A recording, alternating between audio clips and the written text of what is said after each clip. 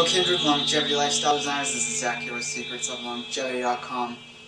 This video is on regenerating the teeth, the gums, and maintaining and preserving complete oral health for all time.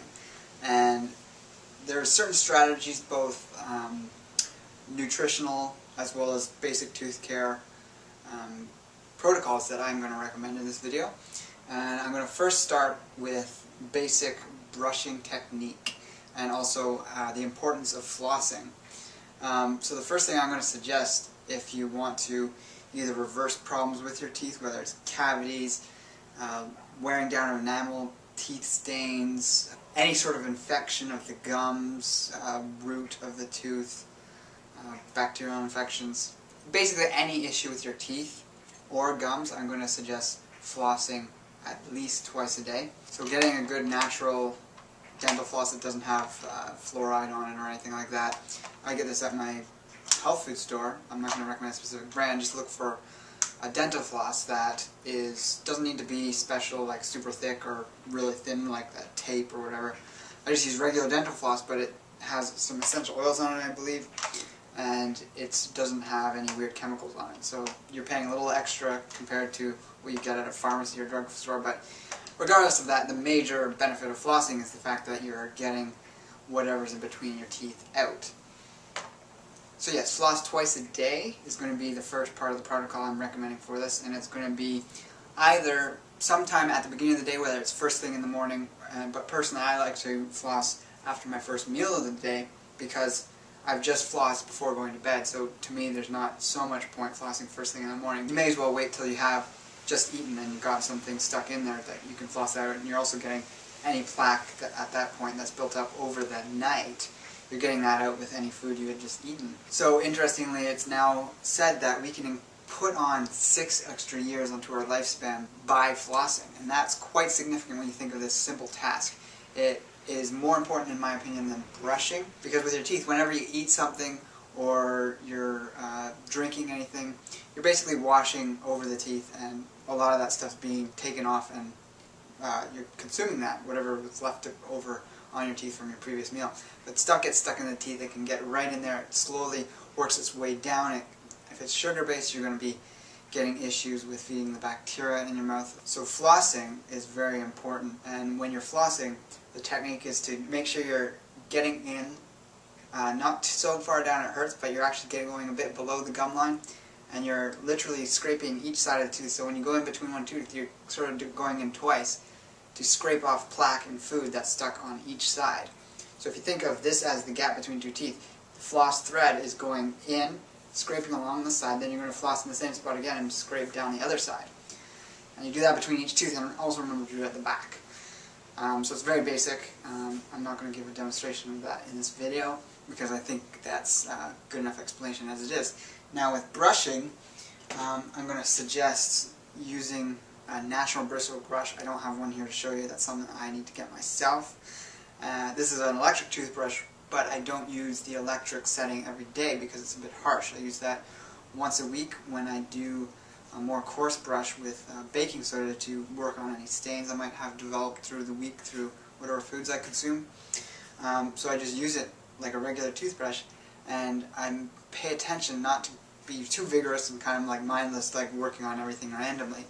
But I actually have a process of just brushing from the gum line downwards, and really being careful not to be too hard on the gums, because that's going to cause the gums over time to retract, and you're going to get a receding gum line. Everyone's heard of a receding hairline, which no one wants, but no one wants a receding gum line either, because that's when you start to get the teeth looking a little too large, and that's because the part of your teeth that's supposed to be below the gums is starting to become exposed through whatever issues. And it seems to be really rampant in the raw food vegan community.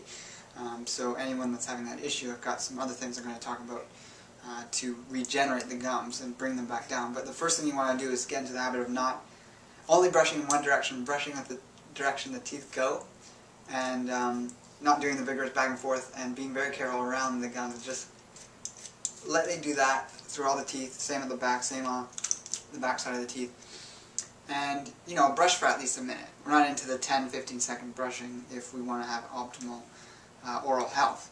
The next thing is what I use on my teeth, and I've had a lot of requests from people to talk about this. And in this bottle here is what I use both on my toothbrush. I use 1 or 2 drops of this blend I've made up, and I also put 1 drop on my finger and I glide it over dental floss sometimes, and that brings this solution in between the cracks of my teeth, and it helps kill unwanted bacteria, fungus, any sort of issues that are going on.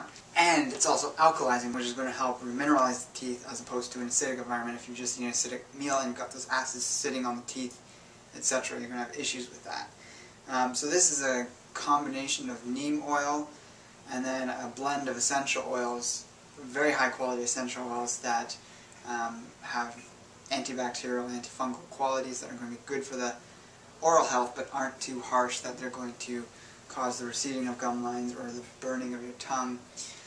Certain products for oral health I've seen sold have things like cinnamon bark in them, or sometimes other harsher ingredients. Cinnamon, clove, and those really intense, sort of very heating herbs, when they're taken out as an essential oil, they're quite burning to the mouth. I've actually heard of people who use that as like a breath freshener. If they're using it in the center of their tongue, they drop a drop like every day when they're going out. Eventually, actually, I heard one friend of mine had a little dent, almost like they were starting to burn a hole into their tongue because they're always dropping it in that one spot. So if you've got a blend with that in it, and you're using that either to brush your teeth or on your dental floss to floss in between your teeth, you're going to be slowly causing the tissue to retract away from your teeth and exacerbate the receding gum line issue because it's such a harsh essential oil. So there is a type of cinnamon essential oil that's actually milder, but will still have the same really strong antibacterial properties, and that's cinnamon leaf. It still has the same fragrant cinnamon smell and properties, but it's not going to be as aggressive. And if you live in Canada, you can find the Aromatherapist brand essential oil. It's a clear blue bottle, yellow label. It's, in my opinion, the highest quality essential oil available in Canada. Not sure of the equivalent brand in the US, but perhaps someday later down the road I can recommend a specific brand that would be just as effective and high quality.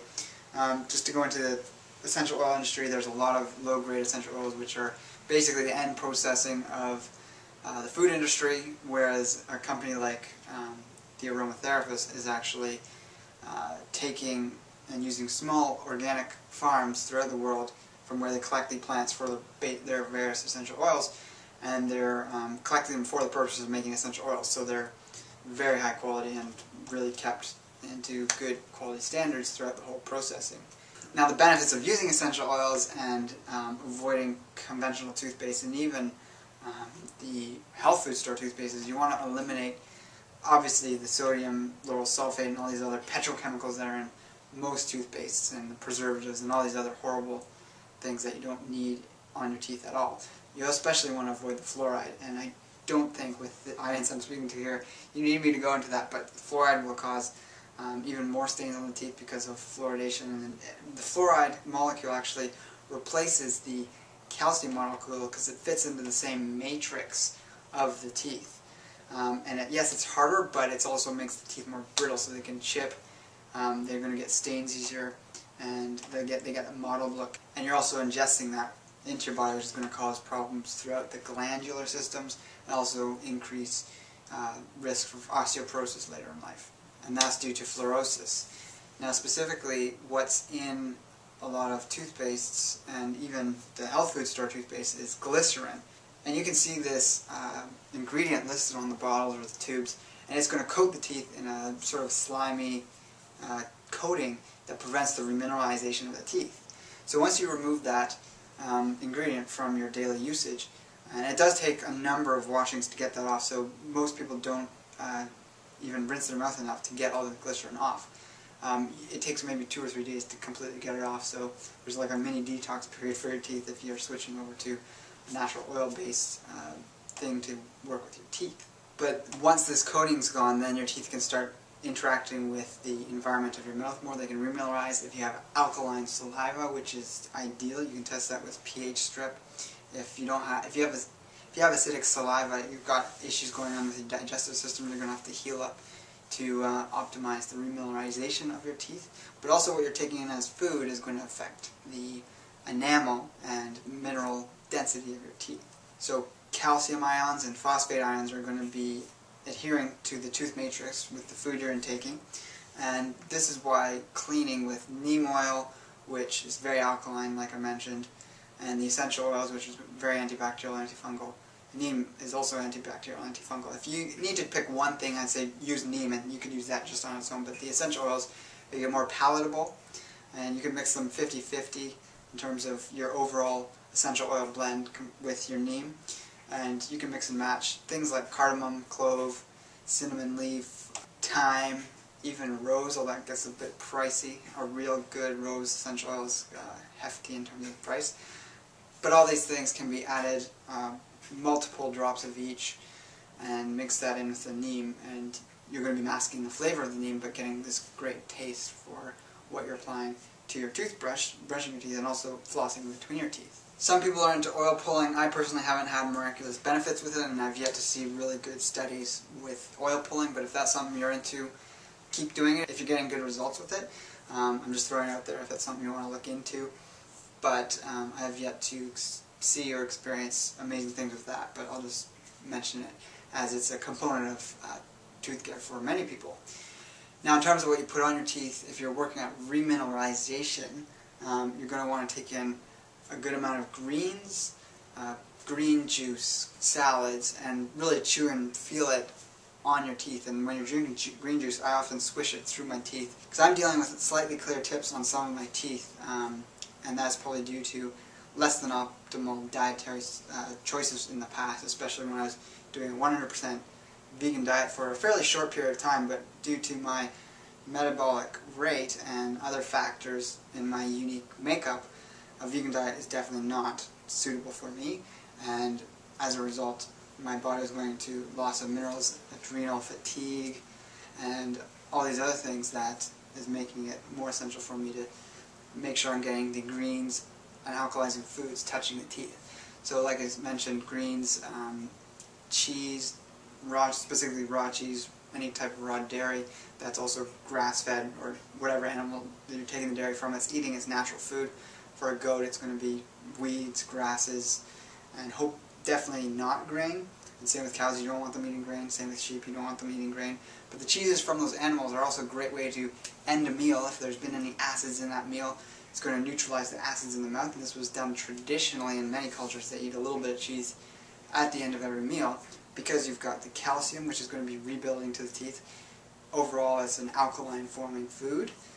And it's also got vitamin K2, which is extremely rare in almost all foods. It's only present in fermented foods. It's a product of bacteria eating some components in the food during fermentation.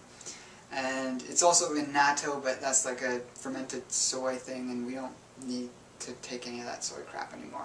Completely getting rid of that because of the phytoestrogens and other anti-nutrients, even though fermented soy is ideal if you want to consume soy, and it's not going to be as bad as the non-fermented soy like soy cheese, soy tofu, and soy milk, etc. Again, if I'm drinking dairy, like goat milk or cow milk straight, without any fermentation process in the form of cheese or kefir, I usually drink a little bit and swish it around on my teeth, and this is how remineralize and emphasize that benefit. You're also taking it internally, and it's circulating in your bloodstream, and there are veins and capillaries in the teeth that do mineralize from the inside out, but it's the very outside edge that, if you're having mineralization issues, it's going to be most optimal to help rebuild that. And if you've just had a meal that was particularly acidic, whether it's a smoothie with a lot of acidic fruits in it, like citrus fruits, lemonade-based stuff, even a cacao smoothie is going to have a little bit of an acidic quality on the teeth if it was nut-based.